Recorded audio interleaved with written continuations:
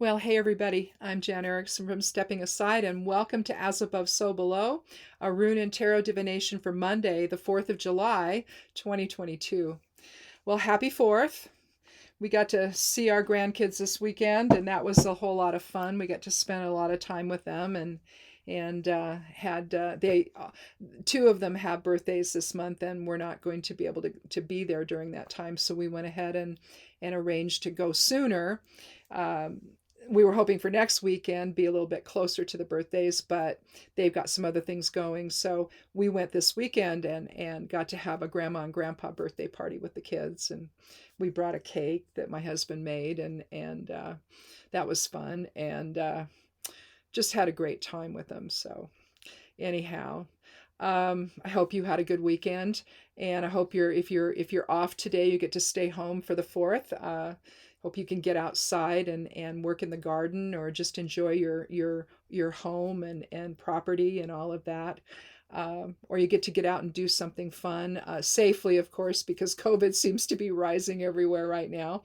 They were predicting a big rise in our area because we're kind of a tourist area, and people come over from the valley. When we were headed to the valley, they were headed our way. And so it was, I mean, nice driving, but but they're worried about, we've already got an uptick here. So they're worried about that for this weekend and the impact it's going to have on our community here.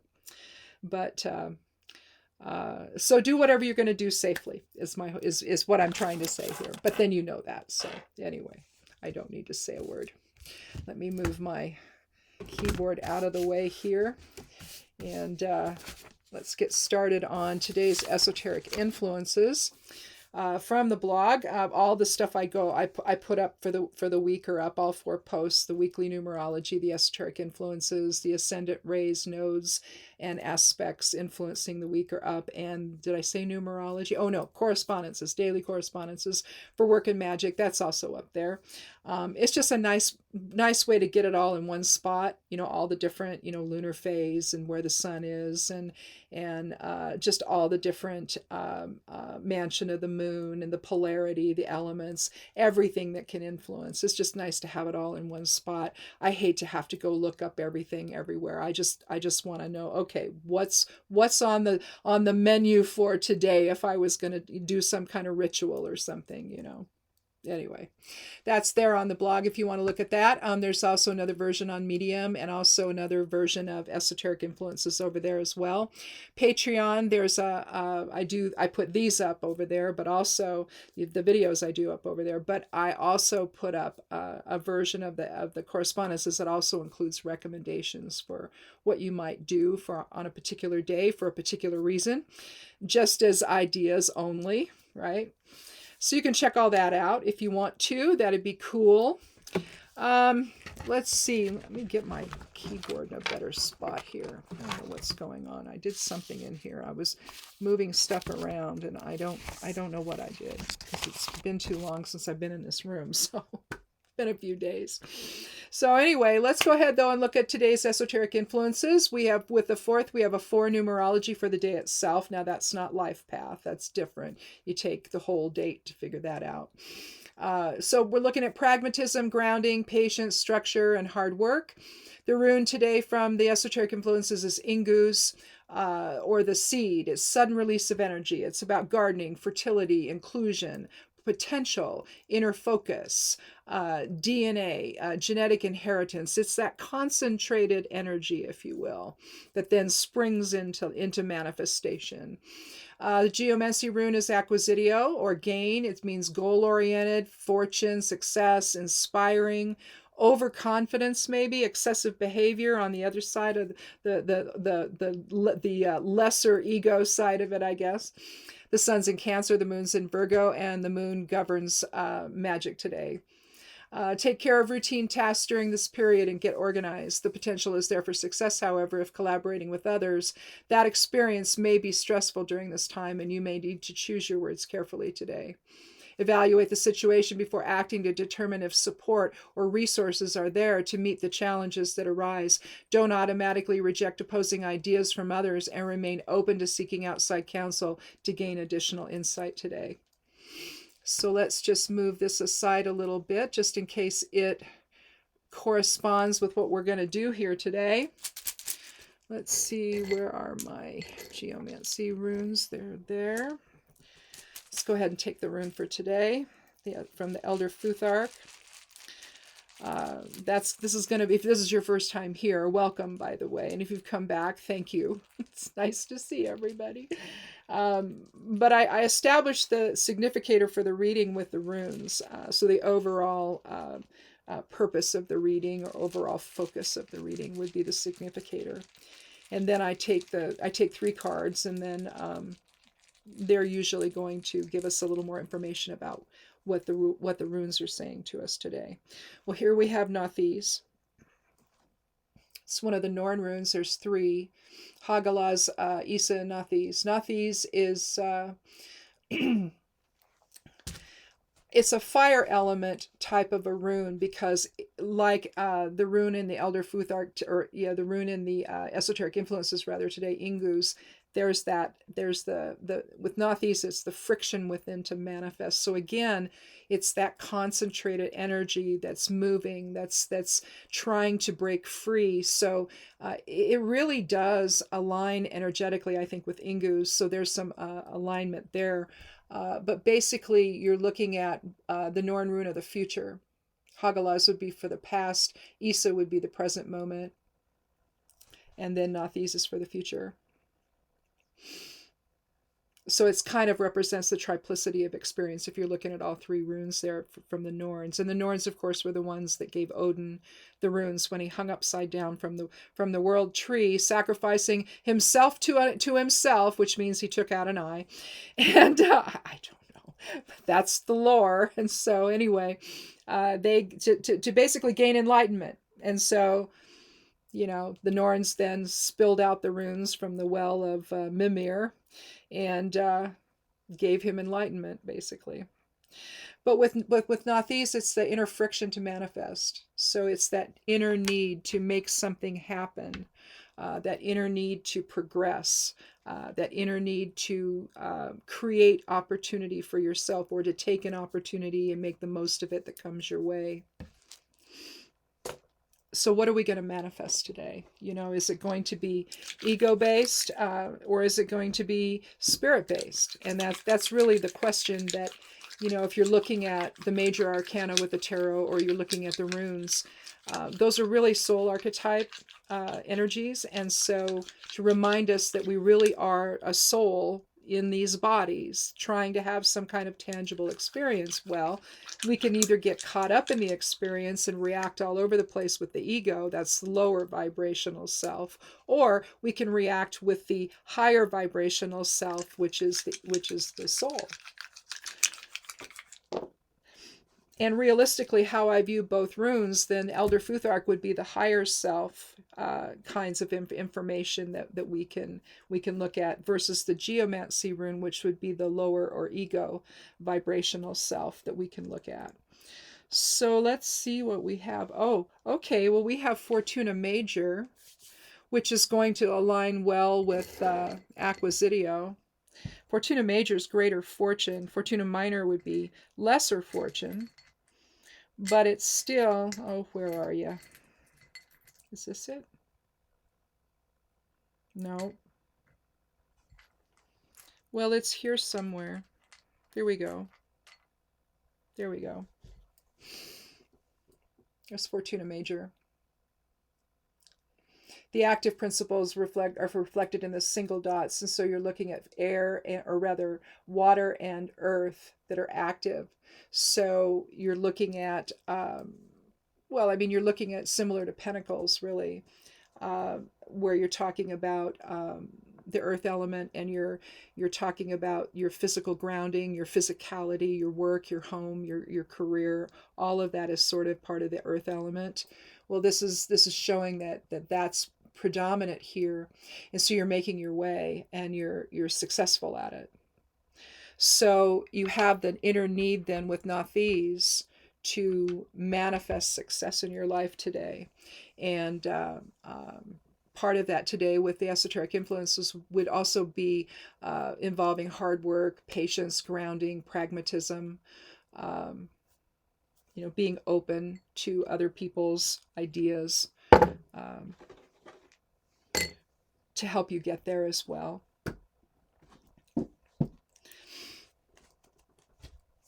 But let's take a look at the cards and see just exactly how they're going to give us a little more information on this inner need we have to manifest some success today. But greater fortune, it would be the windfall at the end, in one sense, versus the lesser fortune with Fortuna Minor would be progressive success.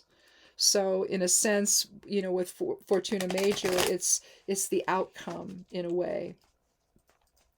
I mean, it also involves how you get there as well, but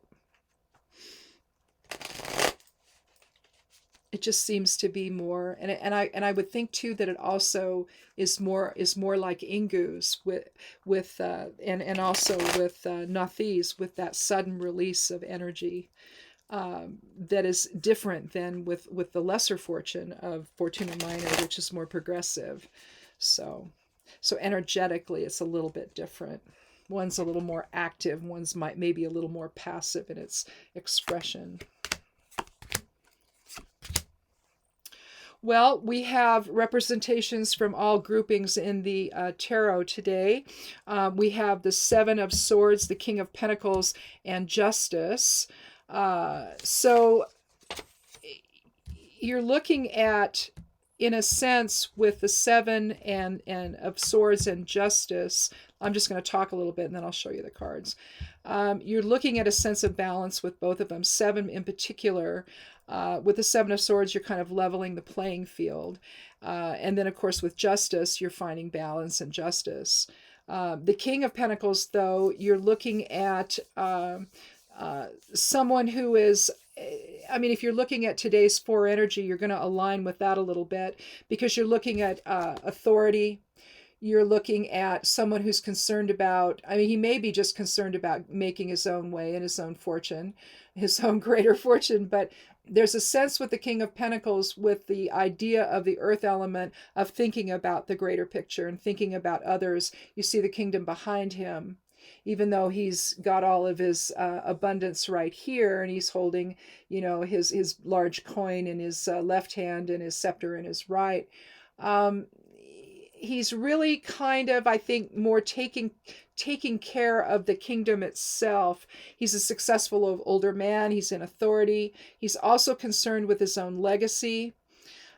He can be fearful, but he can also be steadfast. He can be responsible. So I think that just depending on how the other cards play out, it really is going to is going to determine the direction this king is going to have. And I think with the Seven of Swords and Justice, I think that's really suggesting that the king is actually very responsible and concerned about the people in his charge. In other words, concerned about the kingdom. And so when he's concerned about legacy, it's going to be, well, was I a good king? Did I take care of people? Was I benevolent? Was I the caring father for everyone?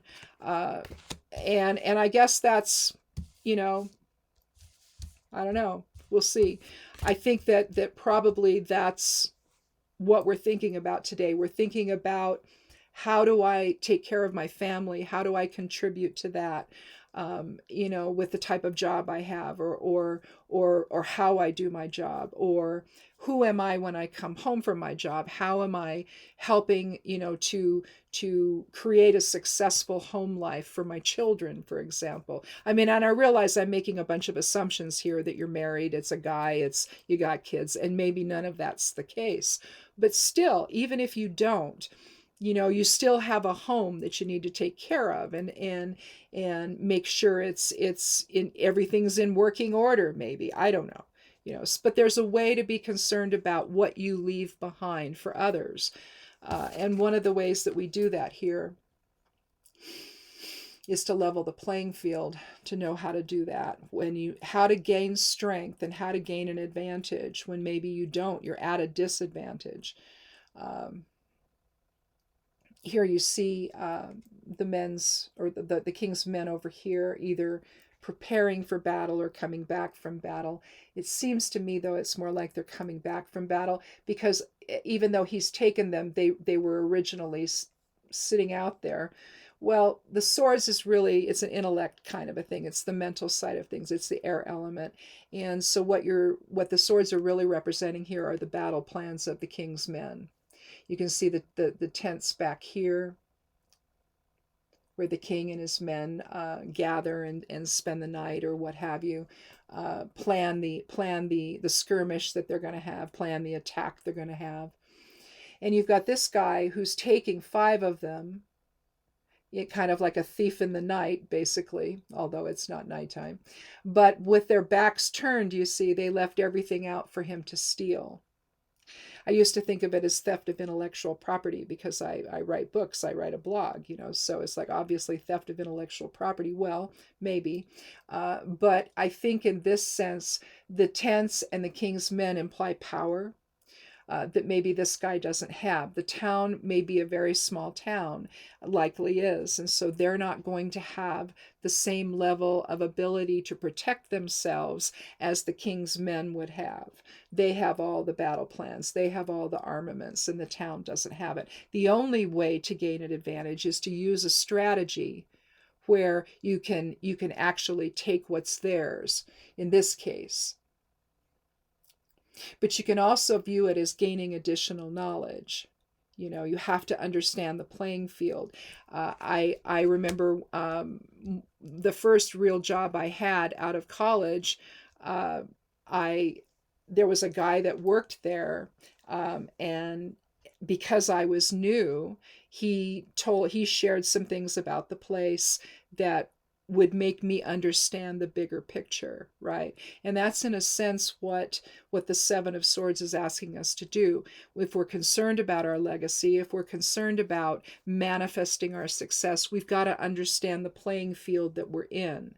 You have to understand, if you're somebody new at a place, what's the level of competition between staff people? Is it a supportive environment? Is it a cutthroat environment, in other words? What do you have to do to gain a leg up? What do you have to do to get some advantage there to then be able to manifest success? So in a way, what the guy's doing by taking the swords is he's trying to rebalance the playing field here, so that at least the town, in this case, has some ability to protect itself from what's about to happen to them. Because that's what they used to do. They'd go around and pillage and do all that they did, right? And take things, and it was the way that it was just the way it was back in medieval times. It was the balance of power was always, the king versus the peasant, and nowadays, well, some would argue it's still that way, but in another sense, it's not. And you have the ability to get an education, you have the ability to get training, you have the ability to essentially level the playing field so that you can then compete out in the workforce, right? But then we come into the idea of justice. Now, this can be legal issues. We see the Lady Justice. She has a crown on. She has you'll see this sometimes where you'll see like an elemental glyph on the front of something. Well, here you have a square. Now that's going to be if that's what this is, and it looks to me, I don't have my magnifying glass in here, but it looks to me like there's a square with a red dot in the center. Red is probably, here we're manifesting, justice is kind of fiery, isn't it? But the Lady Justice sits between 2 pillars, and she holds a sword in one hand and a set of scales in the other. So she's going to cut through deception with the sword, but then she's going to bring things to balance. And so in her right hand, in her projective hand, the masculine side of self, she's got the sword. So balanced reason, balanced intellect, And here in her left hand, with the receptive side of self, or the feminine side of self, she's got the scales where she's going to bring everything into balance. And so you're having to sort of balance the two together in order to achieve justice. It's the 11th card, and so you're looking at the master number 11, where we're looking at enlightenment and awakening and illumination and spirituality. And so it's suggesting a higher vision in order to understand the overall picture. And to do that, then, you know, if you want to look at that from this standpoint, from a higher perspective, again, if they don't do something to try to understand what the king is asking his men to do, then the whole community could be wiped out. And that's where I think that my coworker initially really had it right. Understand the dynamic that's going on where you are. If you're competing for a job, if you're competing for another position, you've got to understand who are the other candidates, and how do you present yourself in a way that's going to make the boss or the group of bosses or whoever's making the decision on the promotion, for example, how are you going to convince them that you're the better fit for that position? You have to understand what everybody else brings to the table. And so that's what I think that the seven, I think that that's really what the Seven of Swords is suggesting here, that if we expect to have a better legacy for ourselves and our family, and for those we leave behind, basically, how are we going to do things in a way that reflects a higher purpose with justice, reflects that kind of honor and dignity, the balanced reason of it all, the equilibrium of it all? How do we bring things to balance so that we understand the playing field and we understand what we're dealing with, so that we can present our best selves in a way that maybe shines a little better than the other people? It's not a deceptive situation, although this can be that, but I don't get the sense from this that that's really what's going on. But we have the inner need with Nathis to manifest something that's positive, and with Fortuna Major, that's going to be financially successful for us. And again, if this is really, you know, we have legacy to consider, which could simply mean that we have a family at home who's depending on us to help bring in the money so that the family can live, so that the mortgage is paid, the car is paid for, there's groceries in the house, there's food on the table, right? The electricity's paid, the phone bill is paid, the cable bill is paid. You know, you have to have enough, and typically both parents are working to make that happen, unless you've got one that just makes a whole boatload of money and the other doesn't have to. They can stay home with the kids and be there for them, particularly if they're young. But at some point, oftentimes, even if that happens, eventually both parents are going to be working to try to, in other words, at that point, they're building for their retirement, maybe. So there's another portion of legacy. And so whatever this is, wherever you are in your life, I don't mean to just bring it down to families with young kids, the legacy that you need to build, the security you need to build, you have that feeling today of being able to concentrate that focus and then manifest something really great. But again, you're going to have to see the overall picture. You're going to have to understand, if it's not individual players, what is the dynamic at work? What are the challenges I'm going to face in order to manifest something more positive in my life? And in order to understand that, you have to see the bigger picture. And you have to do things in a way that reflects balanced reasoning. And you have to also do things in a way that doesn't cut corners where the ego comes out and tries to do that at the detriment of other people. That's the other aspect. So many people these days will step on people to step over them. Right? They don't do anything to help lift anyone else up either. And so it's all a service to self kind of thing. And I think that what this reading is really suggesting is that there has to be some element of service to others here as well. particularly if it's legacy. So what if this was, say, at work, and you have different little departments that are competing with one another, different groups? That can happen, especially in the tech field.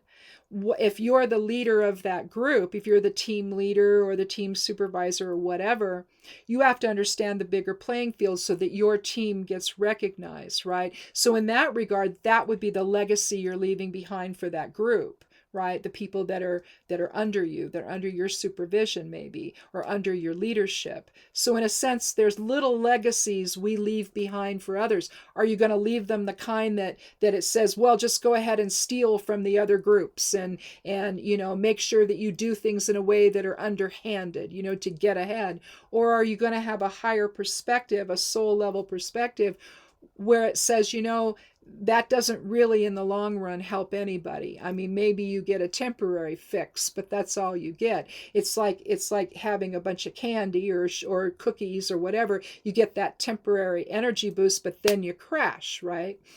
We were talking about that with our granddaughter this weekend, where she wanted cake instead of eggs for breakfast. Oh, I want cake. Well, no. And so we had a long discussion. Mom did. I helped a little bit. I think Grandpa helped and Dad helped. And we're all trying to educate her and say, look, there's a better way. You can have cake today. You just can't have it for breakfast, because you'll get up high and then you'll crash real low. And so we had a long discussion about that. So she ate her eggs, and I'm sure after we left, she had some cake. But the point is what we leave behind. Are we talking about it in the immediate sense, or are we talking about what I think the King of Pentacles brings into this, and it's about a greater legacy that we leave behind? Not just, the life that we're building for ourselves, although that could also be what this means. So that's kind of interesting on a holiday to talk about the friction within to manifest. Maybe you can think about doing that today, especially if you don't have to go to work. Give yourself a moment to kind of reflect on where you're going and where you want to go, and what can you manifest that can then give you some financial security for the future, irrespective of your life situation. Again, I keep bringing it back down to family, but that's just because I was with my grandkids this weekend, so that's where my head's at. But again, I think that with Lady Justice in the mix, I think it brings a higher level of reason to the whole thing, to understand the bigger picture. Does it make sense to be cutthroat and take, or does it make sense to try to preserve some kind of relationship later on? That's another way of looking at legacy, and how you approach all of that. But I do think with the King of Pentacles, legacy is really part of this today.